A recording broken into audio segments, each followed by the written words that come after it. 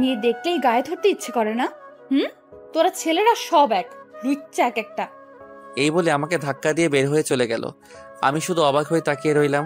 কি করলাম আমি? আমাকে শুধু শুধু মারলো। ম্যাডামই তো উঠতেছিল না, তাই তো ম্যাডামকে ডাকলাম, আর ম্যাডাম আমাকে মেরে দিল। আজ আমি গরিব বলে আমাকে মারলো। আমি আর কিছু ভাবলাম না। গাড়িটা ঠিক জায়গায় রেখে আমি গেলাম চাচার কাছে। আর চাচাকে বুঝলেন না তো? চাচা মানে মির্জা মোজাম্মেল। সবাই তাকে বাঘের মতো ভয় পায়, কিন্তু কেন পায় তা জানি না। চাচা কত কিউট আর সুন্দর মানুষ, তাকে ভয় পাওয়া অসম্ভব। তিনি তো আমাকে রাস্তা থেকে তুলে নিয়ে এসে এখানে আশ্রয় দিল, আর আমাকে অগাধ বিশ্বাস করে বলে আমাকে তার বাসায় থাকতে বলেছে। ঘরে তার মেয়েও আছে, কিন্তু তবুও তিনি আমাকে থাকতে দিয়েছেন। আমাকে তার সাথে তার টেবিলে বসে খেতে দেন। শুধু আমি না, বাড়ির সব চাকর না, অন্যান্যরাও। আসলেই মানুষটা অনেক ভালো। এইসব কথা ভাবতে ভাবতেই চাচার ঘরে চলে আসলাম। চাচার ঘরে নক করতেই চাচা বলল ভিতরে যেতে। আমি ভিতরে ঢুকলাম। তারপর আসসালামু আলাইকুম চাচা। ওয়ালাইকুম সালাম। তো কেমন আছিস? সারাদিন দেখলাম না যে। ম্যাডামকে নিয়ে ওনার কলেজে গিয়েছিলাম। তোকে না বলেছি ঈশিতাকে নাম ধরে ডাকতে? না মানে? চুপ থাক, ওকে নাম ধরে ডাকবি, ভুলে যাস না তুইও আমার ছেলে, আর ওর থেকে তোর যোগ্যতা বেশি। উঠে দাঁড়িয়ে আমার কাঁধে হাত রেখে বলল। আমার চোখ থেকে এক ফোঁটা পানি পড়ল। শক্ত করে চাচাকে জড়িয়ে ধরে কেঁদে দিলাম। চাচা আমার পিঠে থাপ্পড় দিয়ে বলল, আরে বেটা, কাঁদিস কেন? তুমি খুব ভালো চাচা, খুব ভালো। বাবা মা যদি বেঁচে থাকতো। পুরনো কথা ভুলে যা, নতুনকে সাথে নিয়ে শুরু কর। জি চাচা। আচ্ছা যা। রাত 11টায় ছাদে গেলাম। আজ ছাদে উঠতেই আমি অবাক, কারণ ছাদে একটা ছায়ামূর্তি। এত রাতে তো কেউ ছাদে আসে না। কে তাহলে এটা? আমি ছায়ামূর্তির পিছনে গিয়ে দাঁড়ালাম। আমি বললাম, কে আপনি? আমার কণ্ঠস্বর শুনে ছায়ামূর্তিটা ধরফর করে উঠল। সাথে যে চোখটা মুছে নিল তা আমার নজর এড়ায়নি। ছায়ামূর্তি আমার দিকে ঘুরতেই আমি অবাক, কারণ এটা ঈশিতা ম্যাডাম। থুক্কু ঈশিতা আমাকে দেখে বলল, তুই এখানে কেন? না মানে এমনি। এমনি হলেই আসতে হবে নাকি? যা তাড়াতাড়ি নিচে চলে যা। জি। তারপর নিচে চলে আসলাম। কিন্তু ঈশিতা কাঁদতেছিল কেন? কারণটা কি? কেননা কোনো না কোনো কিছু হয়েছেই, আর তাই ঈশিতার মনে প্রচণ্ড আঘাতে এনেছে। আর তাই ঈশিতা চুপ করে আছে। না, আমাকে জানতেই হবে ঘাবড়াটা কোথায়। এইসব ভাবতে ভাবতেই আমার ঘরে চলে এলাম। তারপর আর কিছু না ভেবে ঘুমোতে গেলাম। সকালে আবার এক জায়গায় যেতে হবে। সেটা সকালেই বলি কেমন? সকাল 9টা। এই আলসের বাচ্চা, সকাল কয়টা বাজে বের হবি না? জি জি যাব। চল তাহলে। জি চলুন। তারপর আমি গাড়ি নিয়ে বের হয়ে গেলাম। কোথায় যাবেন তা আমাকে বলতে হলো না, কারণ ম্যাডাম তার প্রতি ছুটির দিন যান সেই জায়গায়। আসলে সেই জায়গাটা হলো একটা বাড়িতে। আমি জানি না কেন, তবে আসেন। আর যখন বের হন তখন চুল ঠিক থাকে না। আর তখন ম্যাডামের চেহারা দেখলে মনে হয় সে খুব ক্লান্ত, খুব কষ্ট করে এসেছে। চলে আসলাম। ম্যাডাম বের হয়ে চলে গেলেন। আমি বাহিরে বসে আবার সেই ভাবনায় ভাবতে লাগলাম, ম্যাডাম কেন আসেন এই জায়গায়? 5 মাস ধরে নিয়মিত আসছেন। ভাবছেন কিভাবে বললাম? আসলে আমি হিসেব করে রাখছি দিনগুলো। 3 ঘন্টা পর দেখলাম ম্যাডাম বের হলেন। আজও সেই একই ভঙ্গিতে, কিন্তু আজ যেন একটু বেশি ক্লান্ত। আজ একেবারে হাঁটতে পারছে না। আমি বুঝতে পারছি না কিছু। ম্যাডাম গাড়িতে এসে সোজা বসলেন, তারপর বললেন, তাড়াতাড়ি বাসায় চল, খুব খারাপ লাগছে। জি। আমি আর কথা না বলে গাড়ি চালাতে শুরু করলাম। গাড়ি চালাচ্ছি, লুকিং গ্লাসে ম্যাডামের দিকে তাকিয়ে দেখি ম্যাডাম ঘুমিয়ে পড়েছে। ম্যাডামের চেহারায় ক্লান্তি, ভয়, ঘৃণা সব এক হয়েছে। কিন্তু কেন? সেই কেনয়ের উত্তর এখন না খুঁজে গাড়ি চালানোতে মনোযোগ দিলাম। বাসায় এসে পড়েছি। ম্যাডামকে ডাকলাম, কিন্তু ম্যাডাম উঠছে না। কিন্তু গায়ে হাত দিলে তো থাপ্পড় খেতে হবে। দূর, যা হবার তা হবে। আগে ডেকে নেই। ম্যাডাম, ও ম্যাডাম, উঠুন, বাসায় চলে এসেছি তো। ম্যাডাম নড়ে উঠল। তারপর হালকা হালকা ভাবে চোখটা খুলল। আমার দেখে মনে হচ্ছিল চোখ দুটো খুলতেও খুব কষ্ট হচ্ছিল। অনেক কষ্টে বলল, আমাকে কোলে করে নিয়ে আমাকে একটু আমার ঘরে দিয়ে, আজ আমার শরীর খারাপ লাগছে, প্লিজ। আমি কোলে নিলাম ম্যাডামকে। তারপর ম্যাডামকে নিয়ে উপরে উঠছি। সবাই হয়তো অবাক হচ্ছে, আমার কি। তারপর দেখি চাচা আমাকে দেখে দৌড়ে আসলো। তারপর বলল, কি হয়েছে রাকিব, ওর এই অবস্থা কেন? কিছু না চাচা, মাথা ঘুরে পড়ে গিয়েছিল। তারপর বাসার সামনে নিয়ে আসার পরে আমাকে বলল যে কোলে করে নিয়ে যেতে, তাই। বুঝেছি, আমি ডাক্তারকে আসতে বলছি, তুই ওর কাছে থাক। আচ্ছা। তারপর ম্যাডামকে তার ঘরে নিয়ে শুইয়ে দিলাম। মুখটা কত কিউট লাগছে, কিন্তু কষ্টের ছাপ বোঝা যাচ্ছে। আমি কিছু বুঝতেছি না। মহিলা ডাক্তার আসলো। তারপর ম্যাডামকে দেখলো। ম্যাডামকে দেখার সময় ডাক্তারের চোখগুলো এমন হয়ে গিয়েছিল যেন কি না কি দেখছে। তারপর চাচাকে বলল, ভাই, আমার সাথে তাড়াতাড়ি বাইরে আসুন। জি চলুন। তারপর চাচা আর ডাক্তার চলে গেল। কিছুক্ষণ পরে চাচা এলো, বেশ গুরুগম্ভীর চেহারা নিয়ে আমার কাছে এসেই বলল, রাকিব, বাবা আমার, সত্যি করে বল না, তোর ম্যাডাম কোথায় গিয়েছিল? তারপর চাচাকে সব বললাম, তবে শুধু আজকেরটাই। তারপর চাচা বলল, জানিস ডাক্তার কি বলেছে? কি? তারপর চাচা বলল। তা শুনে আমার মাথা ঘুরে গেল। আমি অবাক হয়ে তাকিয়ে রইলাম ম্যাডামের দিকে। তারপর চাচা আমার হাত ধরে বলল, ওর এই সব কথা যদি মিডিয়ার কাছে যায় তাহলে তো সর্বনাশ হয়ে যাবে। এমনি বিরোধী দলগুলো ক্যাসাল করতেছে, আবার যদি এই খবর পায় তো মিডিয়া পুরাই গরম করে ফেলবে। আমি একটু ভাবতে লাগলাম। তারপর চাচাকে বললাম, আমি আছি তো চাচা, টেনশন নেই, ভরসা রাখুন আমার উপর। তোর আশাতেই আছি, আমার মেয়েটাকে সুস্থ করে তোল। আল্লাহের উপর ভরসা রাখুন। তুই ঈশিতার কাছে যা, আমার কাজ আছে, আমি আসি। আচ্ছা চাচা। এই বলে চাচা চলে গেল। আর আমি ম্যাডামের ঘরে এলাম। ম্যাডাম এখনো ঘুমাচ্ছে। ম্যাডামের কথা ভাবতে লাগলাম। যা করেছে নিজের ইচ্ছায়, কিন্তু তাই বলে এই অবস্থা হবে কেন? তার মানে কিছু সমস্যা আছে, জানতেই হবে সমস্যাগুলো। 10 দিন পর ম্যাডাম আজ সুস্থ, সম্পূর্ণ সুস্থ। আমারও কাজ শেষ। এই 10 দিন একটু কষ্ট হয়েছে, তবে ওইটা ব্যাপার না। ম্যাডামের জন্য এইটুকু করাই যেতে পারে। চাচা তো আর আমার জন্য কম করেনি। আমি আমার ঘরে শুয়ে আছি, এমন সময় ম্যাডামের আগমন। রাকিব, জি ম্যাডাম বলুন। ধন্যবাদ কেন? আমার সুস্থ করে তোলার জন্য। না না ম্যাডাম, ধন্যবাদ দেওয়ার কিছু নেই, এটা তো আমার দায়িত্ব। আর ম্যাডাম একটা কথা বলি। বল। আগে বলেন থাপ্পড় দিবেন না। মারবো না, বল। আপনার এই অবস্থা কে বা কারা করলো? আমার এই প্রশ্নটা ম্যাডাম আশা করেছিল মনে হয়, কারণ ম্যাডাম আমার প্রশ্নটা শুনে অবাক হয়নি ঠিকই, কিন্তু ম্যাডামের মুখটা শুকনো হয়ে গেল। তারপর ম্যাডাম বলল, তার আগে বল, আমার একটা ভালো বন্ধু হবা? করুণার দৃষ্টিতে বলল ম্যাডাম। জি ম্যাডাম। হুম, ম্যাডাম নয়, ঈশিতা। আমরা বন্ধু না? আচ্ছা বাবা, ইশিতাই। এখন বলো। তাহলে শোনো। ম্যাডাম বলতে শুরু করলো, অনার্স প্রথম বর্ষ, কলেজে নতুন। আমার বাবার পরিচয়টা গোপন করে আমি গিয়েছিলাম কলেজটাতে। আমি চাইনি যে আমার বাবার পরিচয়ে সব জায়গায় সুবিধা পেতে, তাই গোপন করা। 6 মাস পর আমার অনেক বন্ধু হয়। সুন্দরী ছিলাম বলে ছেলেরা প্রপোজ করত, কিন্তু রিজেক্ট করতাম। এর মধ্যে লক্ষ্য করলাম একটা ছেলে আমার দিকে ট্যাপ ট্যাপ করে তাকিয়ে থাকে। আমি তাকালেই মুখটা ঘুরিয়ে নেয়। আমিও অনেক মজা পেতাম বোকা ছেলেটার এই কাণ্ড দেখে। এইভাবেই অনার্স দ্বিতীয় বর্ষে উঠলাম। ছেলেটাকে আমিও ভালোবেসে ফেললাম, কিন্তু ছেলেটা আমাকে কিছুই করে না। প্রতিদিন একটু সেজে যেতাম, কারণ আমি মনে করতাম আজও প্রপোজ করবে, কিন্তু ও করতো না। তবে একদিন হুট করে প্রপোজ করে ফেলে। আমিও অবাক হয়ে যাই। আমিও রাজি ছিলাম বলে প্রপোজটা অ্যাকসেপ্ট করে নিই। শেয়ারিং, কেয়ারিং, ঘুরোঘুরি, আড্ডা সব মিলিয়ে ভালোই ছিলাম। ওর বন্ধুরা যখন ভাবি বলে ডাকতো তখন খুব লজ্জা লাগতো। তারপর এখন থেকে 8 মাস আগে একদিন রাতে আমাকে বলে, ঈশিতা, আমি আর থাকতে পারছি না। সবাই সবার জিএফের সাথে কত কিছু করে, চুমু খায়, আরো কত কি, আর তুমি কিছুই করতে দাও না।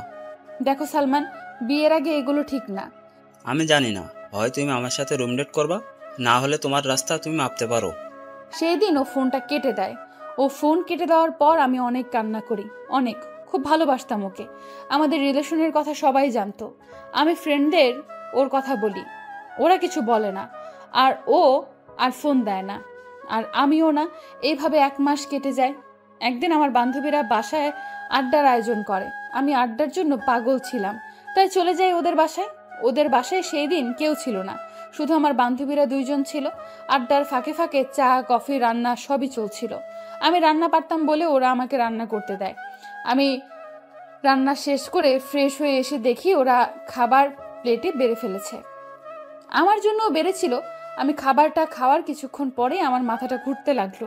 তারপর আর কিছু মনে ছিল না। যখন চোখ খুললাম তখন দেখি সাকিব আমার মুখের উপর তাকিয়ে আছে। আমি ভয় পেয়ে তাকাতেই বলে, আজ কই যাবি? সাকিব, কিছু করো না প্লিজ, আমাকে যেতে দাও প্লিজ। যাবি যা, তবে তোমার শরীরের দিকে তাকিয়ে দেখো তো। আমি তখন আমার শরীরের দিকে তাকিয়ে দেখি আমার শরীরে কোনো কাপড় নেই। আর ওর দিকে তাকাতেই ও পৈশাচিক হাসিতে হাসতে লাগলো। এমন সময় আমার পেছন থেকে শব্দ আসলো। আমি তাকাতেই দেখি সাকিবের আরো কিছু বন্ধু, ওরাও আমার দিকে তাকিয়ে আছে। জানো, আমার না মরে যেতে ইচ্ছে হচ্ছিল। ও আমাকে তখন বলল যে, এতক্ষণ আমার সাথে করেছিস আর ওরা ভিডিও করেছে, আর এখন যদি ওদের সাথে না করিস তাহলে এই ভিডিওটা বুঝতেই তো পারছিস। তারপর থেকে আজ 6 মাস ধরে এই ভিডিও এর ভয় দেখিয়ে ওর কত বন্ধুদের যে নিয়ে এসেছে তার হিসাব নেই। কলেজে যখন যাই ওর বন্ধুরা আমাকে খুব খারাপ খারাপ কথা বলে, গালি দেয়। আমার না সহ্য হয় না, কিছু বলি না ভিডিওর কারণে। আর কাল ওরা অনেকেই ছিল, আর তারপর এই অবস্থা। রাকিব, আমি মুক্তি চাই, প্লিজ আমাকে মুক্ত করো, আমি আর পারছি না। আমি আর বলতে পারলো না, আমাকে শক্ত করে জড়িয়ে ধরে কাঁদতে লাগলো। আর আমি কি বলবো তার উত্তর খুঁজতেছিলাম। যে ভালোবাসে একটা মেয়েকে সে কিভাবে এই কাজ করতে পারে, এমন নোংরা কাজ, ইনসাল্ট করে জোর করে রুম ডেট করা, এটাই কি প্রকৃত ভালোবাসা? না, এটা বিকৃত ভালোবাসা। নিজের শারীরিক শান্তির জন্য এটা শুধুমাত্র, তাছাড়া আর কিছুই না। ধিক্কার জানাই তাদের। রাকিব, জি ম্যাডাম। আমার প্রতি ঘৃণা হচ্ছে, তাই না? ছি ছি, কি বলেন? আমি জানি তো, আর ঘৃণা করলেও আমার কিছু যায় আসে না, কারণ 6টা মাস ধরে আমাকে গালি শুনতে হচ্ছে। কলেজে তো মা গালিটা ছাড়া কথাই বলে না, ইনফ্যাক্ট আর বলবেও না। আমি তো আর ওদের কাছ থেকে মুক্তি পাবো না। ওরা আমাকে আমার পুরো জীবন আমাকে কুকুরের মতো লাঞ্ছনা করে যাবে, আমাকে নষ্ট করবে, জানো রাকিব। আমি না তবুও চাই সাকিব ভালো থাকুক, ভালোভাবে বাঁচুক, সুন্দর একটা মেয়েকে বিয়ে করুক। আমাকে তো করবে না, নষ্ট মেয়ে। জানো রাকিব, ওকে না কেন যেন ঘৃণা করতে পারি না। কেন পারি না তা আমি জানি না। হয়তো ভালোবাসি বলে। আত্মহত্যা মহাপাপ, তাই করিনি। তা না হলে কবেই যে মরে যেতাম। আব্বুকে বলতে পারি না, কারণ আব্বুর কলিজা আমি। আব্বু যদি জানে তাহলে মরে যাবে। আমি মুক্তি চাই রাকিব, প্লিজ আমাকে মুক্ত করে দাও। আমি আর পারছি না এভাবে থাকতে। Please Rakib, please. আমি বরাবরের মতো শুধু শুনেছিলাম, আমার কিছু বলার নেই। মেয়েটা কতটা ভালোবাসে ছেলেটাকে, যে ছেলেটা ওর এত বড় ক্ষতিটা করার পরও চাই ছেলেটা ভালো থাকুক। এটাই কি প্রকৃত ভালোবাসা? কি হলো রাকিব, বলো আমাকে মুক্তির ব্যবস্থা করতে। এই সব কথা শুনে আমি ম্যাডামের চোখের দিকে তাকালাম। চোখ দুইটা কতদিন ঘুমায় না, শান্তিতে ঘুমাতে পারে না। কত রাগী চোখগুলো যেন আহত, ব্যথিত, যন্ত্রণার অসহ্যকর গ্লানি বই নিয়ে যেতে পারছে না। কিন্তু আমি কিভাবে ম্যাডামকে মুক্ত করব একটু ভাবলাম, আর পেয়েও গেলাম। তারপর বললাম, মুক্তি চান? হুম। যা বলবো তা করতে পারবেন? পারবো নাকি পারবো না তা পরের হিসাব, আগে বলো তারপর। তারপর ম্যাডাম বলল, এটা করলে বেশি হয়ে যাবে না? না, আমি যা বলেছি সেটাই। আচ্ছা। আর ওদের ছবিগুলো নিয়ে আসেন, যারা সবার প্রথমে ছিল, আর সেই 2টা মেয়েরও। কেন? কাজ আছে, নিয়ে আসুন। আরে বাবা, আনছি, এত রেগে বলার কি আছে। যান আগে। তারপর ম্যাডাম চলে গেল। আমি ভাবতে লাগলাম কি করব, আর চাচাকে বলবো, কারণ যেই কাজটা করব তাতে চাচার সাহায্য লাগবে। একটু পর ম্যাডাম এসে ছবিগুলো দিয়ে গেল। আমি ছবিগুলো নিয়ে চাচার ঘরে গেলাম। চাচা, আসবো? আরে আয় আয়, তোর আবার অনুমতি লাগে নাকি? তারপর ভিতরে গেলাম। তারপর কথা বললাম না। আমার কথা না বলা দেখে চাচা বলল, কি রে, কি হলো? কেউ কিছু বলেছে? না। তাহলে? চাচা, তোমাকে একটা গল্প বলবো, তারপর মতামত জানাবা। আচ্ছা বল। তারপর ম্যাডামের সাথে ঘটনাগুলো পুরোটা বললাম। বলা শেষ হবে, তারপর চাচার দিকে তাকিয়ে দেখি তার চোখেও পানি। তারপর চাচা বলল, মতামত না, কি বলবো? আমি এমন জায়গায় যদি আমি হতাম তাহলে শোনার সাথে সাথে ছেলেগুলোকে মেরে ফেলতাম, আর কষ্ট দিয়ে। যে ছেলেটা সবার আগে অভিনয় করেছে তাকে হাতুড়ি দিয়ে বাড়ি দিয়ে মেরে ফেলা উচিত, আর বাকিগুলোকে মেরেই ফেলতাম। আচ্ছা, আর একটা কথা বল আমাকে। কি চাচা? এটা কি গল্প না বাস্তব? বাস্তব, আর আমি প্রতিশোধ নিতে চাই। কিভাবে? তুমি যেভাবে বললা, বলো না চাচা, আমাকে সাহায্য করবা। করব, কিন্তু যার ঘটনা বললি তাকে দেখবি না। কিন্তু পরে? তুই এটা করতে চাস মানলাম, কিন্তু তোর কিছু লাগবে না। কিছু লাগবে মানে কি চাচা, বুঝলাম না তো। আয় আমার সাথে, আর হাসিব জিনিস নিয়ে আয়। তারপর চাচা আমাকে একটা রুমে নিয়ে গেল। হাসির কাপড়ে পেঁচানো একটা কিছু নিয়ে আসলো। তারপর চাচাকে দিল। চাচা কাপড়টা সরাতেই দেখি একটা রিভলভার। চাচা আমার দিকে তাকিয়ে হয়তো আমার অবস্থাটা বুঝতে পারছে, তাই মুচকি মুচকি হাসছে। তারপর আমার কাছে এসে বলল, নে এটা নে। কি হবে এটা দিয়ে? এটা দিয়ে ওদের শেষ করবি, কিন্তু ওদের এক গুলিতেও মারলে হবে না। ওদের মতো ছেলেদের কষ্ট দিয়ে মারতে হবে, আর তা কঠিন কষ্ট দিয়ে। এমন কষ্ট দিতে হবে যেন শয়তানও যেন কেঁপে ওঠে। জি চাচা। আর তোকে কিছু শিখিয়ে দিব, সেটা মেনে ওদের মারিস, তাহলে পুলিশ কেন, র্যাব আসলেও তোদের খুঁজে বের করতে পারবে না, বা পারবে না আসল খুনিকে। আচ্ছা তাহলে বলো। তারপর চাচা আমাকে বলল, কি বললো তা আপনাদের না জানলেও চলবে। তারপর চাচার কাছ থেকে বিদায় নিয়ে ম্যাডামের ঘরে এসে ম্যাডামকে সব বললাম। আর এটাও বললাম যে কাল যাব মারতে, একদিনে 70 জনকে মারবো, সাথে মেয়ে দুটোকেও, কারণ ওরাও কম দোষী নয়। তারপর আমি আমার ঘরে এসে কালকের অপেক্ষায় থাকলাম। ভোর 5টা ম্যাডাম আর আমি বেরিয়ে পড়লাম, সাথে প্রয়োজনীয় জিনিসগুলো। প্রথমে যাব সাকিবদের বাসায়। সাকিব একা থাকে, ম্যাডাম আগে উঠে গেল। তারপর আমি, ম্যাডাম দরজা খোলাই রেখেছিল। ম্যাডামকে দেখি সাকিবকে জড়িয়ে ধরে আছে। তারপর সাকিব গেল ওয়াশরুমে। আমি তাড়াতাড়ি করে রিভলভারটা বের করে সাইলেন্সার লাগালাম। তারপর ওয়াশরুমের দিকে তাক করে থাকলাম। ম্যাডামের চোখে পানি, হয়তো ভালোবাসার মানুষটাকে আজ হারিয়ে ফেলবে বলে। আমি আর না তাকিয়ে থেকে সাকিব বের হতেই সাকিবের হাতে গুলি করলাম। সাকিব মাগো বলে চিৎকার দিল। তারপর ম্যাডামের দিকে তাকিয়ে দেখি তার ড্রেস চেঞ্জ। আমি অবাক হয়ে গেলাম, ড্রেস চেঞ্জ এত তাড়াতাড়ি করলো কিভাবে? আমি ভালোভাবে লক্ষ্য করতেই দেখি ম্যাডামের জামা নিচে পড়ে আছে। ম্যাডামের এক হাতে হাতুড়ি আর এক হাতে রান্দা। ম্যাডাম সাকিবের দিকে এগিয়ে যাচ্ছে। তারপর একটা কাগজ বের করলো। তারপর সাকিবকে লিখতে বলল। সাকিব ভয়ে তা লিখে ওর সাইন করে দিল। আর আমি সাকিবের বাঁ হাতে গুলি করি।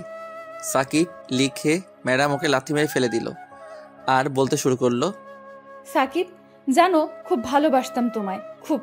তুমিই আমার সব ছিলে। তুমি যেদিন রুম ডেটের কথা বলো তখন আমার বেশি খারাপ লাগতো। আমাকে তুমি এড়িয়ে চলতা। তুমি না আমায় ভালোবাসতে। তুমি কিভাবে এটা পারলে সাকিব? আমি তোমাকে ভালোবাসতাম তাই বলে এই নয় যে আমি আমার শরীরের অধিকার তোমায় দিয়েছিলাম। আমি তোমাকে কিস বা অন্য কিছু করতে দিতাম না। ইনফ্যাক্ট তোমাকে আমার হাত পর্যন্ত ধরতে দিতাম না। আর তুমি কিভাবে এই নোংরা কাজটা করতে পারলা? আমার সব কিছুর উপরে আমার স্বামীর অধিকার আছে, আমি তা মানি আর বিশ্বাস করতাম। আর তোমার জন্য তাকে ঠকাতে হবে আমাকে? তোমার বেঁচে থাকার অধিকার নেই। তোর মতো শয়তান বেঁচে থাকলে আরো অনেক মেয়ে নষ্ট হবে। এক ভয়ঙ্কর চিৎকার দিল সাকিব, কারণ ম্যাডাম সাকিবের 2 পায়ের ফাঁকে সজোরে বাড়ি মারে আর ছেলে বলে তার প্রাণ এই একেবারে চলে যায়। তারপর ম্যাডাম রান্দা হাতে নিল। তারপর বলতে লাগলো, আমি তোকে ভালোবাসি না। এটা বলতে লাগলো আর কোপাতে লাগলো। আমি কিছু না বলে দেখতে লাগলাম। সাকিবের শরীরটা পুরো গরুর কাটা মাংসের মতো হয়ে গেছে। আর মুখটা ম্যাডাম হাতুড়ি দিয়ে বিস্টে একটা অবস্থা করে কাগজটা সাকিবের মুখে ছুঁড়ে দিয়ে চলে আসলাম। আর কাগজে লেখা ছিল আমি ধর্ষক। এভাবে 70 জনকে শেষ করলাম, সাথে ওই মেয়ে দুটোকেও। মেয়ে দুটোকে আরও কষ্ট দিয়ে মেরেছে ম্যাডাম। আর ভিডিওগুলো উদ্ধার করে বাসায় ফিরছি। ম্যাডাম আমাকে জড়িয়ে ধরে আছে আর কান্না করছে। আমি কান্নার কারণটা বুঝতে পারছি, তাই কিছু বলছি না। আমিও সময়ের সাথে তাল মিলাতে ম্যাডামকে জড়িয়ে ধরলাম। ম্যাডাম কিছু বলল না, তবে কান্নার বেগ বেড়ে গেল। আমরা বাসায় এসে পড়েছি। ম্যাডাম কোনো কথা না বলে দৌড়ে বাড়ির ভিতরে চলে গেল। আমিও আমার ঘরে এসে একটু ঘুমাতে চেষ্টা করলাম আর ঘুমিয়ে পড়লাম। ঘুম ভেঙে গেল কেন তা জানি না। একটা অপরাধবোধ জেগে উঠছে মনের মধ্যে, অন্যরকম একটা ফিল, তা ভাষায় বোঝানো যাবে না। আমি আর না ভেবে ফ্রেশ হতে গেলাম। ফ্রেশ হয়ে এসে চাচার ঘরে গেলাম।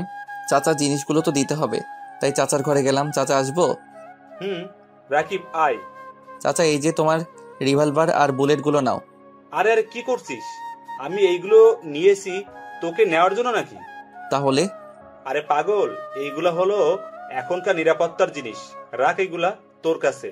আর এইটা রাখ, এটা হলো লাইসেন্স। এটা দেখালে পুলিশ তোকে ধরবে না যদি দেখে। ও আচ্ছা। আচ্ছা রাকিব, একটা সত্যি কথা বলবি? কি চাচা? তুই আজ কার জন্য প্রতিশোধটা নিলি? সেটা জানা কি খুব জরুরি? হ্যাঁ। ঈশিতার। চাচা পানির গ্লাস নিয়ে পানি খেতে নিয়েছিল।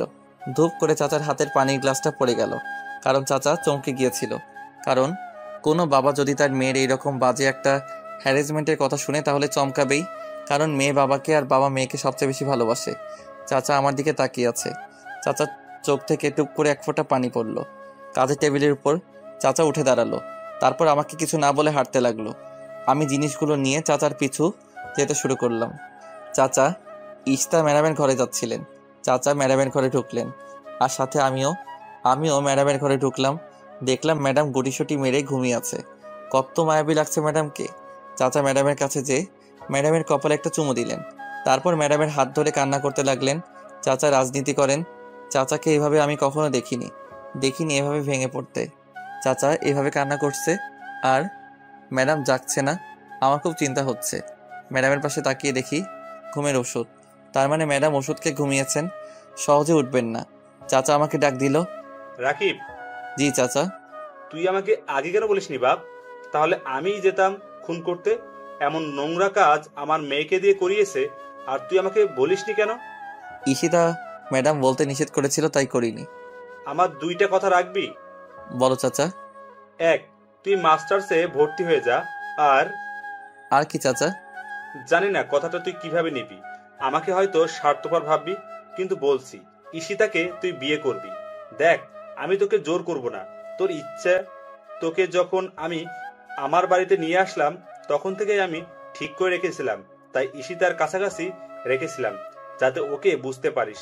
কিন্তু এই ধরনের ঘটনা আমি জানতাম না রে। তোর ইচ্ছে, তুই কি করবি? আমি রাজি চাচা। ভেবে দেখ রাকিব। আমার ভাবা শেষ চাচা। আচ্ছা, কাল সকালের মধ্যে তোর কলেজে ভর্তি হবার কাগজ পেয়ে যাবি। আচ্ছা চাচা। এই বলে চাচা চলে গেল। আমি কেন রাজি হলাম তা নিয়ে প্রশ্ন এসেছে নিশ্চয়ই। আসলে চাচা আমাকে রাস্তা থেকে কুড়িয়ে এনেছে। আমি চাচার কাছে না আসলে খারাপ পথে চলে যেতাম, কিন্তু চাচা থাকাতে তা হয়নি। যে চাচা আমাকে না চিনেন না জেনে আমাকে তার ঘরে জায়গা দিল, আর আমি সেই চাচার মেয়েকে চিনেও বিয়ে করতে পারবো না, তার অ্যাফেয়ারের কথা জেনে। এতটা অকৃতজ্ঞ আমি হতে পারিনি, তাই রাজি হলাম। হতে পারে সে ধর্ষিতা। আলো আর আধারে মিলে না হয় গড়ে তুলব নতুন একটা পৃথিবী। সকালবেলা ঘুম থেকে উঠলাম। চাচা সকালে দেখা করতে বলেছিল, তাই দেখা করতে গেলাম। চাচা আমাকে কলেজে অ্যাডমিট করিয়ে দিয়েছে, আর তার কাগজই আমাকে দিয়েছে। আমি চাচার কাছ থেকে বিদায় নিয়ে চলে আসলাম। তারপর রেডি হতে লাগলাম। ম্যাডাম এখনও ঘুম থেকে ওঠেনি, তাই ম্যাডামকে ডাকতে ম্যাডামের ঘরে যেতে লাগলাম। চাচা দেখেছিল, আর দেখে একটু মুচকি হেসেছিল। আর কেন তা আপনারা জানেন। তারপর ম্যাডামকে দেখি পায়ের জায়গায় মাথা আর মাথায় জায়গায় পা, মানে বালিশে পা আর খাটে মাথা। চুলগুলো মুখের উপর পড়ে আছে। দেখতে পেতনির মতো লাগছিল। সেই পেতনিটাকে কি যেন বলে? মনে পড়েছে, চুলওয়ালি পেতনি। আপনার তো বন্ধুরা, এতক্ষণ ধরে গল্পটি শুনেছ। গল্পটি তোমাদের কাছে কেমন লাগছে? যদি গল্পটি ভালো লেগে থাকে এবং এ ধরনের গল্প আরও শুনতে পছন্দ করো, তাহলে এক্ষুনি নিচে থাকা সাবস্ক্রাইব বাটনটি টিপে আমাদের পরিবারের একজন সদস্য হয়ে যাও এবং গল্পটি কন্টিনিউ করো। আর হ্যাঁ, একটি সুন্দর কমেন্ট করতে কিন্তু ভুলবে না। আবার ওকে বললেন না কিন্তু। তারপর ম্যাডামের কপালে ছোট করে একটা চুমু দিলাম। তারপর ডাক দিলাম, ঈশিতা, এই ঈশিতা, ওঠো, কলেজে যেতে হবে তো, ওঠো। কোনো সাড়া নাই। পানি ঢেলে দিব কিন্তু, ওঠো, ওঠো বলছি। বুঝেছি কি করতে হবে, শুয়ে থাকো, দেখাচ্ছি মজা। পানি আনতে যাওয়ার জন্য যখন উঠে দরজায় চোখ পড়ল, তখন দেখলাম কি যেন একটা ছায়া সরে গেল দরজা থেকে। আমি কিছু মনে না করে পানি নিয়ে আসলাম, কম না, 1 বালতি। তারপর ধূপ করে ঈশিতার শরীরের উপর মারলাম। পানিটা অনেক ঠান্ডা ছিল। পানির স্পর্শ পেতেই ঈশিতা লাফ দিয়ে উঠে চিৎকার দিতে যাবে, এমন সময় আমি ওর মুখে হাত দিয়ে দিলাম। ও আমার দিকে রাগী দৃষ্টিতে তাকিয়ে আছে, আর আমি ভিলেন মার্কা হাসি দিলাম। তারপর ঈশিতা, আব্বু, হায় হায়, এখন কি করি? ঈশিতার কান্না শুনে চাচা দৌড়ে আসলেন, আর ঈশিতাকে দেখে বললেন, কিরে মা, কাঁদছিস কেন? দেখো না বাবা, রাকিব ভিজিয়ে দিছে। রাকিব, আরেক বালতি ঢেলে দে। জি চাচা, তোমার কথা কি ফেলতে পারি নাকি আমি? চাচা চলে গেল। ঈশিতার দিকে তাকিয়ে দেখে আমার দিকে রাগী দৃষ্টিতে তাকিয়ে আছে, আর আমি ভিলেনের মতো হাসছি আর ঈশিতার দিকে এগিয়ে যাচ্ছি। ঈশিতা আমার দিকে তাকিয়ে থাকায় মনে করেছে আমার হাতে বালতি আছে। আমার হাতে বালতি আছে ঠিক আছে, কিন্তু তাতে পানি নেই। ঈশিতা আমার এইভাবে তাকিয়ে থাকা আর ওর দিকে এগিয়ে আসতে দেখে ভয় পেয়েছে হয়তো, তাই বলছে, এই তুমি আমার দিকে এইভাবে এগিয়ে আসছো কেন? কি হলো? কথা বলো না কেন? নিশ্চুপভাবে ওর দিকে এগিয়ে যাচ্ছি। ওর খুব কাছাকাছি যখন আসলাম, তখন ও আমাকে টান দিয়ে বিছানায় ফেলে দিল। ও আমাকে এতই জোরে টান দেয় যে আমি ক্রমেই উপরে পড়ে যাই। কিন্তু আমি ওর উপরে পড়লাম ঠিক আছে, কিন্তু আমি পড়তেই ওর ঠোঁটের সাথে আমার ঠোঁট এক হয়ে গেল। কিছুক্ষণ পরে ও আমাকে ধাক্কা দিয়ে ফেলে ঘরের এক পাশে গিয়ে দাঁড়ালো। তারপর আবার আমার দিকে ফিরে তাকিয়ে আমার কাছে এসে আমার জামার কলার ধরে উঠালো। তারপর আবার ফেলে দিল। আমি পড়ে যাবার পর ও আমার উপরে উঠল। তারপর আমাকে বলল, পিচ্চি পণ্ডিত আমার, খুব পাজি হয়ে গেছো। এই বলে আমার গাল দুটো টেনে দিয়ে দৌড় দিয়ে পালালো। আমি একটু আগের ঘটনা মনে করার চেষ্টা করতেছি, কিন্তু মনে করতে পারতেছি না, তাই আর চেষ্টা করলাম না। আবার তো কলেজে যেতে হবে, তাই রেডি হতে গেলাম। রেডি হয়ে ব্রেকফাস্ট করতে নিচে নামলাম। চাচা খবর দেখছে, আমিও গেলাম নাস্তা করতে। চাচা আমাকে দেখে বসতে বলল, আমি বসলাম। খবরটা শুনে আমি অবাক হলাম, কারণ খবরটা ছিল এরকম, একদিনেই ৭২ খুন, আর নিহতের সবাই ধর্ষণের স্বীকারোক্তি দিয়েছে, আর সরকার সেই হত্যাকারীর শাস্তি প্রকাশ্যে মাফ করে দিয়েছে। আমার ভিতরের অপরাধ বোধ কমে গেল অনেকখানি।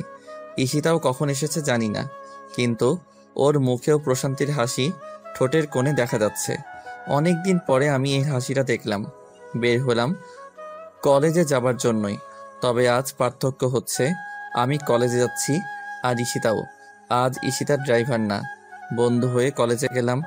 চাচা আগেই বলে দিয়েছিল ক্লাস কোথায় পাবো, আমি ঢুকবো এমন সময় ঈশিতা বলল, তুমি তোমার ক্লাস তো তুমি চিনো না, চলো আমি নিয়ে যাচ্ছি। আমি আমার কথা শেষ হবার আগে ঈশিতা বলল, চুপ, একদম চুপ, চলো আমার সাথে।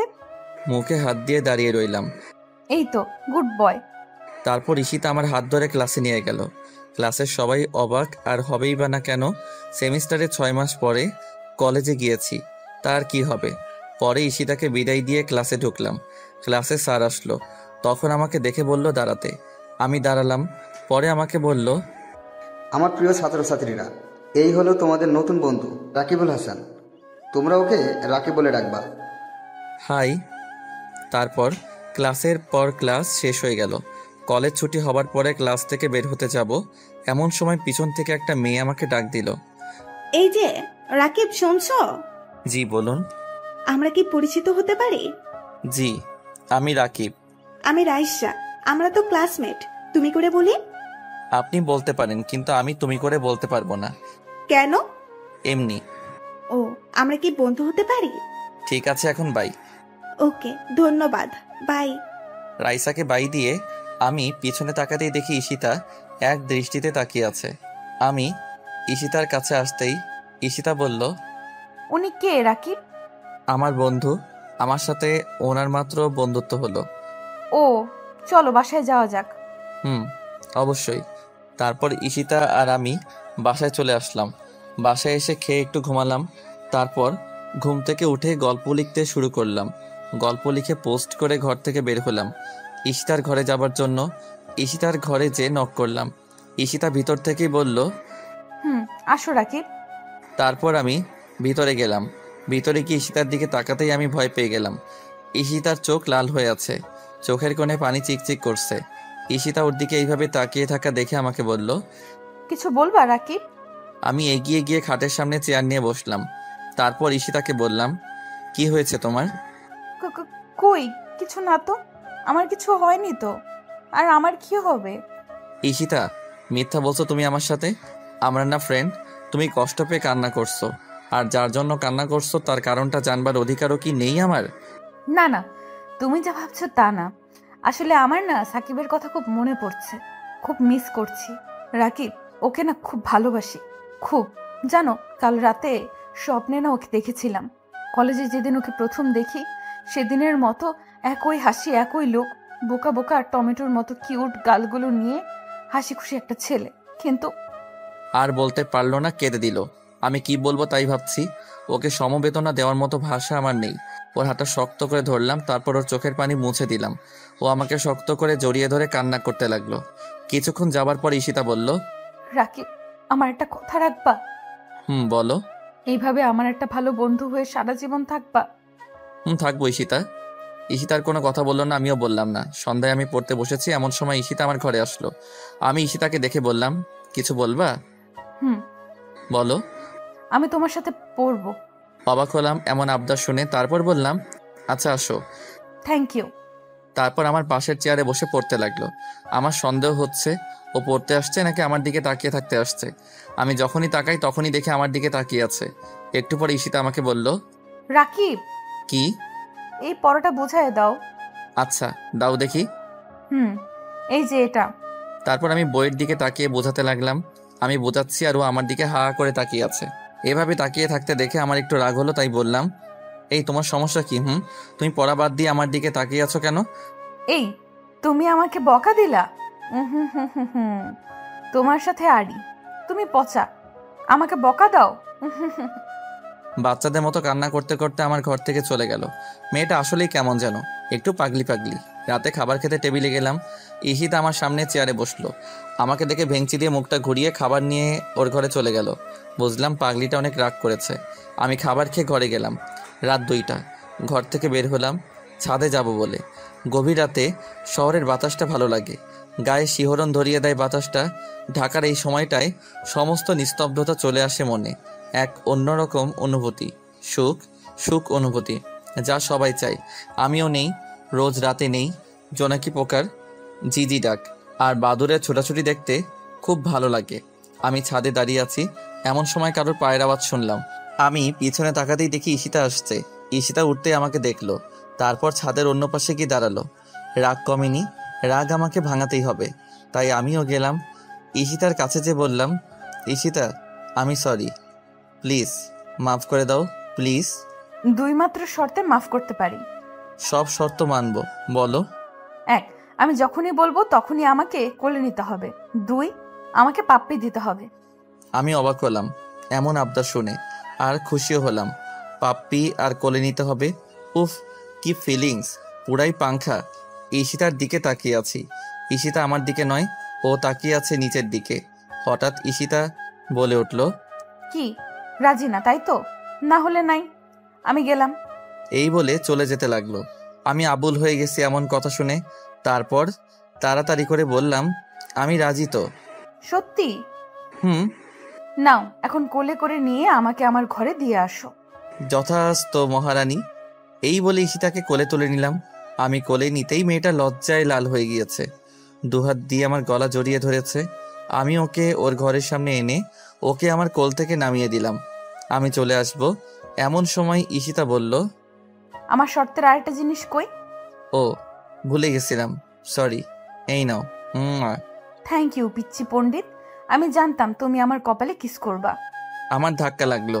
ও আমার নিকনেম কিভাবে জানলো, তাই প্রশ্ন করলাম, তুমি এই নাম কোথায় পেলা? কেন? না মানে আমি তো তোমাকে আমার এই নাম তোমায় বলিনি। তাহলে? এত জানার দরকার নাই তোমার, তুমি ঘরে গিয়ে ঘুমাও। আচ্ছা। তারপর আমি পিছনে ঘুরে আমার ঘরে আসছি। এমন সময় ঈশিতা আমায় ডাক দিল। রাকিব, বলো। তুমি কি রাগ করেছো? না, রাগ করিনি। রাগ করবো কেন? এই রাকিব, আমার দিকে তাকাও, মাথাটা ওঠাও বলছি, ওঠাও। বলো। এই কি, তুমি আমার উপর অভিমান করেছো কেন? আমি খুব সরি গো, আমার পিচ্চিটা খুব ভালো।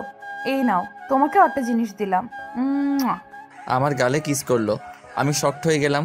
হঠাৎ করে এমন হওয়ায় আমার সারা শরীর কাঁপতে লাগলো। আমি ঈশিতার দিকে হা করে তাকিয়ে আছি।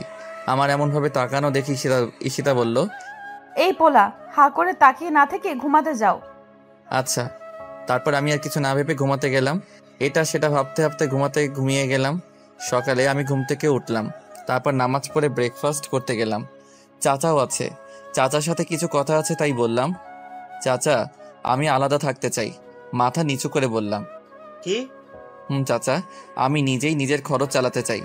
তুই কি মনে করছিস আমি তোকে আমার নিজের ছেলে মনে করি না? তোকে কি আমি বোঝা মনে করি? না মানে তা না, আমি নিজে এখন থেকে চেষ্টা করি, দেখি কি করতে পারি। তোর ইচ্ছা, কিন্তু আমাদের ভুলে যাস না বাবা। কি যে বলো না চাচা, যেই দিন তোমাদের ভুলে যাব সেদিন আমিও আর এই পৃথিবীতে থাকবো না। এইসব কথা বলিস না, আর দোয়া করি তুই তোর আশা অনুযায়ী তুই যেন সাফল্য পাস। ধন্যবাদ চাচা। এই বলে চাচা নাস্তা না করে চোখ মুছতে মুছতে চলে গেল। হয়তো বেশি ভালোবাসে বলে আমার চলে যাওয়াটা মেনে নিতে পারছে না। কি জানি কেন কান্না করছে চাচা, কিন্তু আমার বাবা মায়ের পরে হলো আমার চাচা। খুব খুব খুব ভালোবাসি চাচাকে। না গেলে হয় না রাকিব।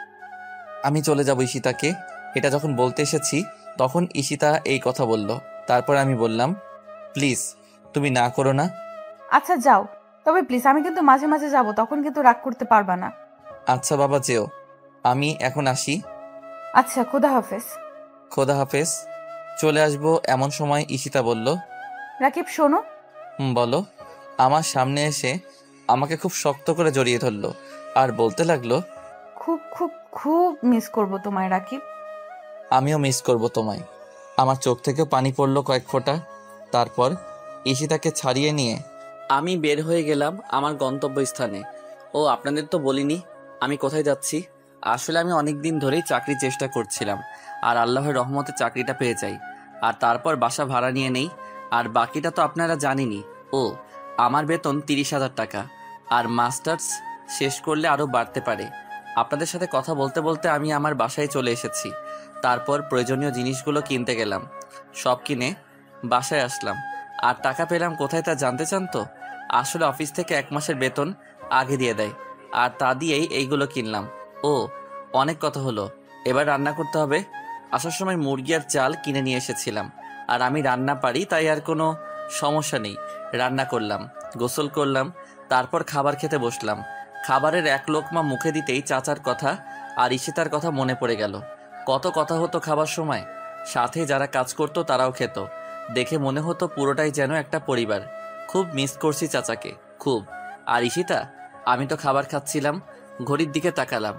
ঘড়ি দেখে আমি অবাক হয়ে গেলাম, কারণ আমি খেতে বসেছিলাম 3টায়, আর এখন বাজে 4:30। অবাক হয়ে গেলাম। আমি এত সময় ভাবতাম। আবারও ফোনের শব্দ পেলাম। ফোনের স্ক্রিনে তাকিয়ে দেখি ঈশিতার ফোন, তাই তাড়াতাড়ি করে ফোনটা ধরলাম। ফোন ধরতে ঈশিতা বলল, এই কুত্তা বিড়াল ছাগল হারামি পচা ছেলে, তোরে কতগুলো ফোন দিছি, তুই ধরস নাই কেন? জানিস কত চিন্তা হইছে আমার? না মানে। চুপ, একদম চুপ, একটা কথা বলবা না। আগে বলো তুমি খেয়েছো রাকিব? তুমি খেয়েছো? এই তোমার সাথে ফ্রেন্ডশিপ হবার পর থেকে তোমাকে ছাড়া খেয়েছি? না। তাহলে তোমাকে তো এর জন্যই ফোন দিলাম। আচ্ছা আমি খেয়ে তোমাকে ফোন দিচ্ছি। রাকিব, রাকিব শোনো না। বলো। আমাকে পাপ্পি দাও। কি? শর্তের কথা ভুলে গেছো? ও এই নাও। Thank you. এই বলে কেটে দিল। আসলেই পাগলি মেয়ে একটা, কখন যে কি করে। আর পাগলি না হলে কি এরকম আবদার করে? পরের দিন সকালে উঠে আগে কলেজে গেলাম, কারণ আমি যে চাকরি করি তাতে একটা কাগজ লাগবে, তাই। না হলে আজকে থেকে জয়েন দিতাম। কলেজে গিয়ে প্রিন্সিপাল স্যারের কাছ থেকে কাগজটা নিয়ে চলে আসছি, এমন সময় পিছন থেকে ডাক এলো। রাকিব, পেছনে তাকিয়ে দেখি রাইসা। আমি রাইসার দিকে এগিয়ে গেলাম। রাইসা আমাকে বলল, কাল কলেজে আসোনি কেন? বাসা চেঞ্জ করেছি তো তাই। হঠাৎ বাসা চেঞ্জ করেছো কেন? চাকরির জন্য, চাকরি পেয়েছি তো তাই। তাই? ট্রিট কোথায়? চলেন তাহলে। না থাক, পরে নেওয়া যাবে। আচ্ছা, তোমার সাথে কিছু কথা ছিল, একটু শুনবা? বলো। আমার সাথে সারা জীবন ফ্রেন্ডশিপ রাখবা? আপনার সাথে সারা জীবন ফ্রেন্ডশিপ রাখবো। ধন্যবাদ তোমায় রাকিব। আর আসল কথা হলো আমার বিয়ে আগামী মাসের 12 তারিখে। তুমি কিন্তু অবশ্যই আসবা, না করতে পারবা না। ও খুব ভালো কথা, আমি আসার জন্য চেষ্টা করব। চেষ্টা না, তোমাকে আসতেই হবে, আর সাথে তোমার বউকেও। আমি টাসকে খেলাম রাইসার কথা শুনে। ও আবার জানলো কিভাবে আমার বউ আছে? আর বউ আসলো কোথা থেকে? আমি তো বিয়ে করিনি। তাহলে এত কথা ভাবার চেয়ে রাইসাকে জিজ্ঞাসা করলেই তো হয়, তাই রাইসাকে জিজ্ঞাসা করলাম, আমার বউ মানে? মানে হলো ঈশিতার সাথে তোমার বিয়ে ঠিক হয়ে আছে। তো তুমি জানলা কিভাবে? আমি জানবো না তো কে জানবে? ঈশিতা আমার আপন চাচাতো বোন। আমি এতদিন বিদেশে ছিলাম, এই বছরই আসলাম। তারপর ঈশিতার আব্বু আমাকে বলল তোমার কথা, কয়েকদিন আগে বলেছে। আর 70 জনের কি অবস্থা করেছো তা আমি জানি। আর ভালো করেছো, ঈশিতার জায়গায় আমি থাকলে ওদের ভিডিও দিয়ে ওদেরই 12টা বাঁচালাম। আর ঈশিতা মেয়েটা খুব সহজ সরল, ওর মনে এত প্যাচ ছিল না। আমি সব জানতাম। সাকিবের সম্পর্কে ওকে না করেছিলাম রিলেশন করতে, কিন্তু ও হয়তো অনেক ভালোবেসে ফেলেছিল। আর এটাই ওর জীবনের সবচেয়ে বড় ভুল। আর এটাই সারা জীবন বয়ে বেড়াতে হবে ওকে। আমি জানি না কেন তুমি রাজি হয়েছো এই বিয়েতে, কিন্তু যাই করো প্লিজ ঈশিতাকে কষ্ট দিও না। অনেক কষ্ট সহ্য করেছে মেয়েটা, প্লিজ রাকিব কষ্ট দিও না। কেঁদে কেঁদে বলল রাইসা। আমি রাইসার কথাগুলো শুনছিলাম। রাইসা মিথ্যা বলেনি। ঈশিতা মেয়েটা অনেক বোকা, কিন্তু অসম্ভব ভালো। ঈশিতা আমাকে বলল না কেন যে রাইসা ওর বোন? ঈশিতা তো দেখেছিল রাইসা আর আমাকে, তাহলে ও বলল না কেন?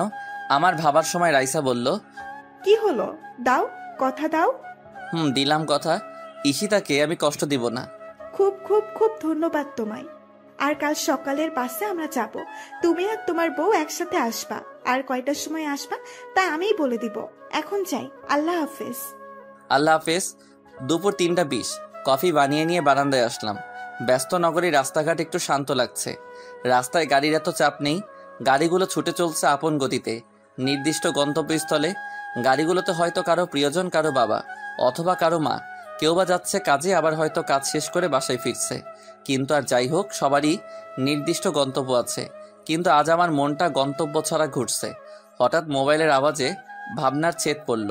কফির মগটা রেখে ফোনটা ওঠাতেই দেখি ঈশিতার ফোন। ওর কথাই ভাবছিলাম। তারপর ফোনটা ধরলাম। হ্যালো ঈশিতা, বলো। কান্নার শব্দ আসছে। হ্যালো ঈশিতা, তুমি কান্না করছো কেন? আমায় মাফ করে দাও রাকিব। আমি অবাক হলাম ঈশিতার কথা শুনে। ও তো কিছু করেনি, তাহলে মাপ চাচ্ছে কেন? কিছু বললাম না, শুধু বললাম কেন? আমি তোমায় মিথ্যা বলেছি। আমি রাইসা আপুকে চিনি, ও বিদেশে থাকতো। আর ও আমাকে বলতে বারণ করেছিল যে ও আমার বোন। কিন্তু কেন? আমি জানি না, সত্যি বলছি আমি জানি না কেন আপু এরকম করেছে। কিন্তু রাকিব, ট্রাস্ট মি, আমি তোমাকে বলতাম, কিন্তু ও আমাকে না করেছিল বলতে বলে, তাই বলতে পারিনি। প্লিজ রাকিব, মাফ করে দাও প্লিজ। আমি মনে মনে একটু হাসলাম। মেয়েটা আসলেই বোকা, নিজেই নিজেকে অপরাধী বানায়। তারপর ওকে বললাম, তুমি আমার সাথে মিথ্যা বলেছ, আমি তোমার সাথে কথা বলবো না। আমি এর উত্তর শুনলাম না। ঈশিতা কাঁদতে থাকলো। আমি চুপ করে আছি, একটু মজা নিব। তারপর হুট করে ফোন কেটে গেল। ফোনটা কাটতেই আমার বুকে কেমন করে যেন ধাক্কা লাগলো। আমি কিছু মনে না করে আমার কাজে মনোযোগী হলাম। পরের দিন আমি রেডি হয়ে রওনা হলাম ঈশিতাদের বাসার উদ্দেশ্যে। ঈশিতাকে নিয়ে তারপর যাব। কিন্তু ঈশিতা কেমন আছে কে জানে, কারণ ও আমার কাছে মাপ চেয়েছিল, কিন্তু আমি করিনি। আর ও আমায় ওর বেস্ট ফ্রেন্ড মনে করে। আর আমি রাগ করলে ওর সাথে কথা বলবো না, আর ও এটা সহ্য করতে পারে না। তাই এইসব কথা ভাবতে ভাবতে ঈশিতাদের বাসায় চলে আসলাম। বাসার ভিতরে ঢুকলাম। আজ সবকিছু কেমন যেন শান্ত শান্ত লাগছে। চাচা নেই কোথাও।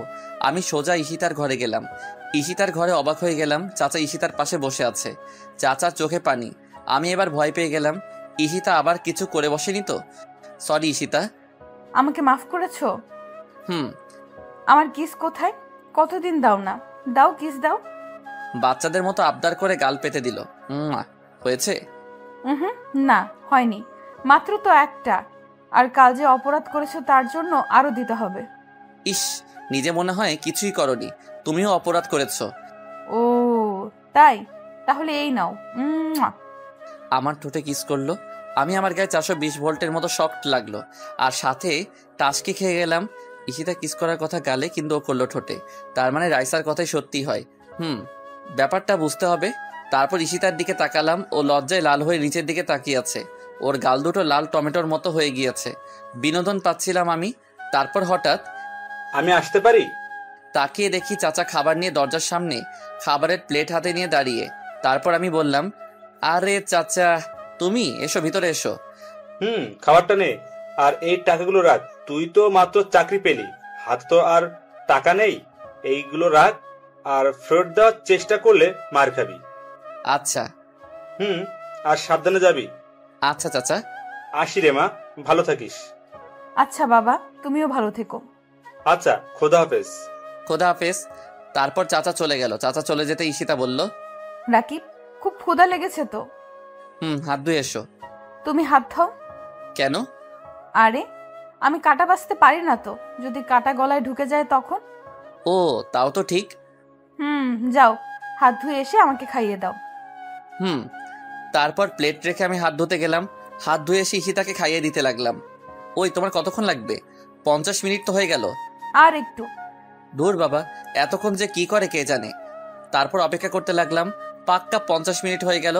মহারানীর কোনো খবর নেই। তারপর 10 মিনিট পরে মহারানী বের হলো।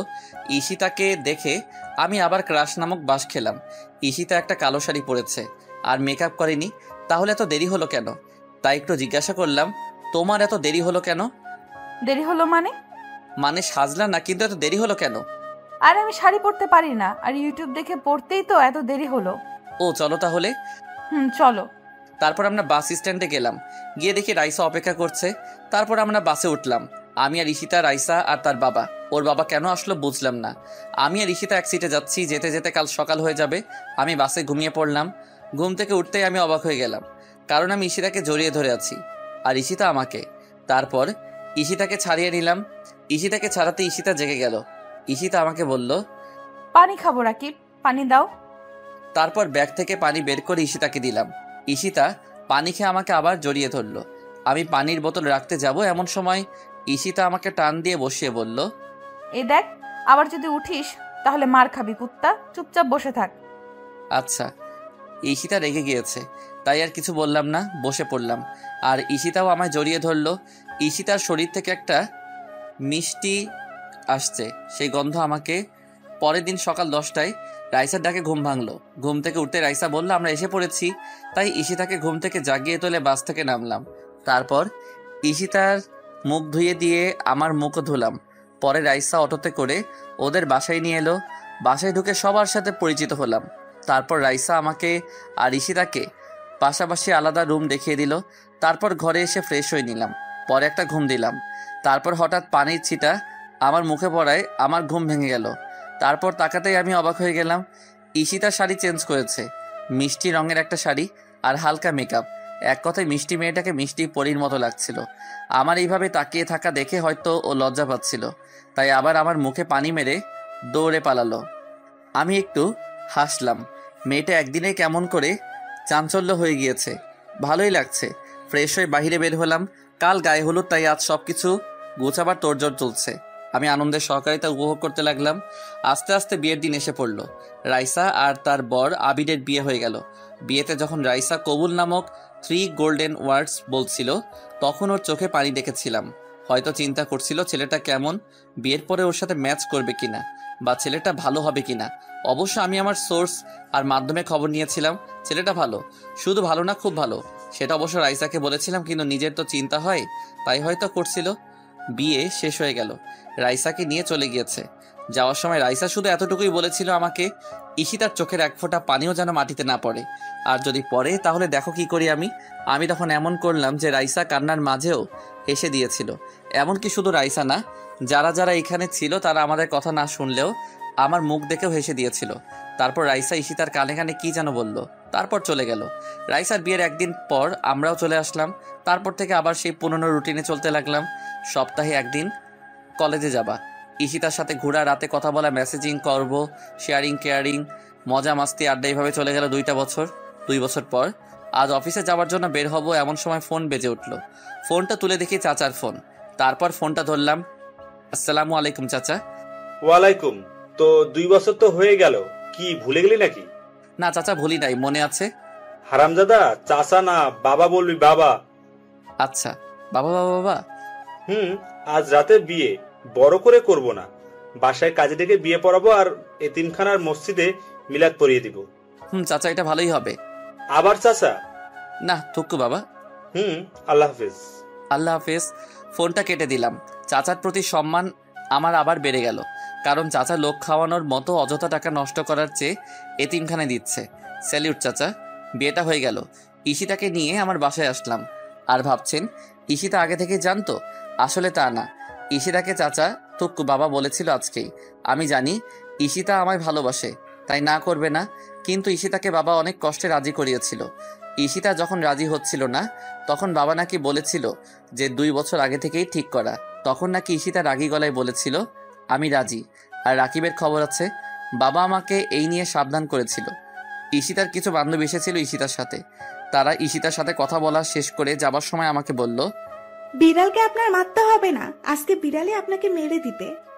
এই বলে ওরা হাসতে হাসতে চলে গেল। আমি ওদের এই কথার মানে ভালোভাবেই বুঝতে পেরেছি। তারপর আমি আমার বাসর ঘর আজ আমার জন্য জমের ঘর বললেও ক্ষতি নেই। ঈশিতা যেইভাবে ফায়ার হয়ে আছে, তাতে করে ফায়ার সার্ভিস এসেও ওর আগুন নিভাতে পারবে কিনা সন্দেহ আছে। তারপর ঢুকলাম। ঢুকতেই আমি অবাক, এ কি বউ কই? আমার পাশে তাকাতেই দেখি ঈশিতা আর্জেন্টিনার জার্সি আর ট্রাউজার পরেছে, আর ট্রাউজারটাও হাঁটু পর্যন্ত। ওকে এই অবস্থায় দেখে আমার নিজেরও লজ্জা লাগছিল। আমাকে দেখেনি, আর যখন আমাকে দেখলো তখন বলল, ওই কি হইছে, এমন ভাবে তাকিয়েছিস কেন? বাবু হইছে থুকু, কিছু না। বাবু কোথায়? এখনো হইলই না আবার বাবু। আর তোর কপালটা আজ ভালো যে আর্জেন্টিনার খেলা আছে, না হলে তোর খবর ছিল। যাই হোক, এখন লক্ষ্মী ছেলের মতো আইসক্রিম এনে দে, খাবো আর খেলা দেখবো। রাত 1টা বাজে, আইসক্রিম কোথায় পাবা? কি রাত 1টা? খেলা তো শেষ। আব্বু,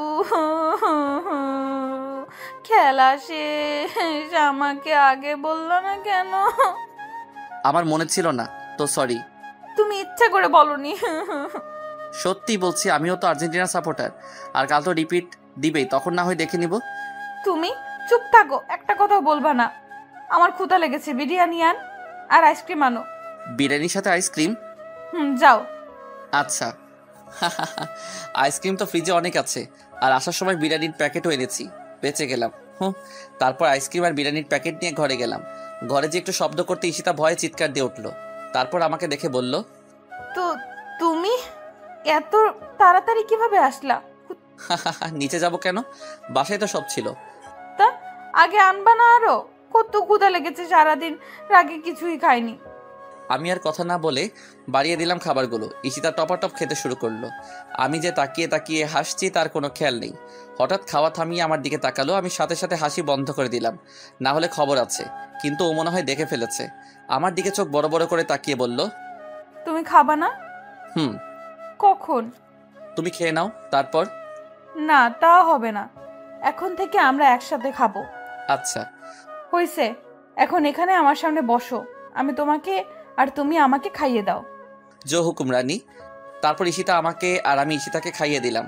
খাওয়া শেষ করার পর ঈশিতা গেল প্লেট ধুতে। আমি অবশ্য না করেছিলাম, কিন্তু শোনেনি, প্লেট ধুতে যাবেই। প্লেট ধুয়ে ঈশিতা ঘরে আসলো, তারপর মাথাও ওড়না দিল। আমি আগে থেকে দাঁড়িয়েছিলাম। ঈশিতা আমাকে সালাম করলো। আমি ওকে উঠাতেই ও আমাকে শক্ত করে জড়িয়ে ধরলো আর কাঁদতে লাগলো। আমি ওর কান্না দেখে ওকে বললাম, কাঁদছো কেন? তুমি আমাকে কেন বিয়ে করলে রাকিব? তুমি আরো ভালো মেয়ে পেতে, কেন নিজের জীবনটা নষ্ট করলা? কেন? ভালোবাসি বলে। ভালোবাসো কেন? কি আছে আমার? তোমায় দেবার মতো কিছু নেই আমার মাঝে। আছে, তোমার ওই মনটা আছে, ওই চোখগুলো আছে, ওই মায়াবী চোখের মায়াবিনীকে চাই। তোমার মিষ্টি মনটা চাই, আমার তোমাতে চাই। আমার রাজ্যের রানীর জায়গাটা খালি তো, তুমি এসে পূর্ণ করো সেই জায়গা। তোমায় ছাড়া যে সেখানকার অধিকার আর কারো নেই সীতা। ভালোবাসি, ভালোবাসি বলেই তোমাকে চাই। মন পিঞ্জিরায় খুব যতনে সাজিয়েছি তোমায়। ভালোবাসি। আমাকে কষ্ট দিবে না তো? আমাকে অনেকগুলো ভালোবাসবা তো? কষ্ট দিব না, আর এতগুলো ভালোবাসবো তোমায়। ভালোবাসি তোমায় রাকিব। আমিও ভালোবাসি তোমায় সীতা। আমিও জড়িয়ে নিলাম ঈশিতাকে আমার ভালোবাসার চাদরে। ধন্যবাদ সবাইকে আমাদের পাশে থাকার জন্য।